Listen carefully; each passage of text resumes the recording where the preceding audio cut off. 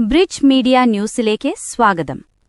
കാസർകോട് ജില്ലയിൽ വൈദ്യുതി മുടക്കത്തെക്കുറിച്ച് കെഎസ്ഇബി വാർത്താക്കുറിപ്പ് പുറത്തിറക്കി. വിദ്യാനഗർ ഫീഡറിലെ അറ്റകുറ്റപ്പണികൾക്കായി 10 ദിവസം വരെയാണ് വൈദ്യുതി മുടക്കത്തിന് സാധ്യത. 2025 ഒക്ടോബർ 29 മുതൽ 2025 നവംബർ 7 വരെയാണ് നിയന്ത്രണം. ദിവസവും രാവിലെ 8 മണി മുതൽ വൈകുന്നേരം 5 മണി വരെയാണ് നിയന്ത്രണ സമയം. വിദ്യാനഗർ, മഞ്ചേശ്വരം, കുംഭനൂർ, മുള്ളേരിയ 110 kV സബ്സ്റ്റേഷനുകളുടെയും കാസർകോട് ടൗൺ, ബദിയടുക്ക 33 kV സബ്സ്റ്റേഷനുകളുടെയും പരിധിയിലുള്ള പ്രദേശങ്ങൾക്കാണ് നിയന്ത്രണം ബാധകമാകുന്നത്. ഉപഭോക്താക്കൾ മുൻകരുതലെടുത്ത് സഹകരിക്കണമെന്ന് കെഎസ്ഇബി അഭ്യർത്ഥിച്ചു. ജോലികൾ പൂർത്തിയാകുന്ന മുറയ്ക്ക് വിതരണം ഉടൻ പുനഃസ്ഥാപിക്കുമെന്ന് അധികൃതർ ഉറപ്പു നൽകി.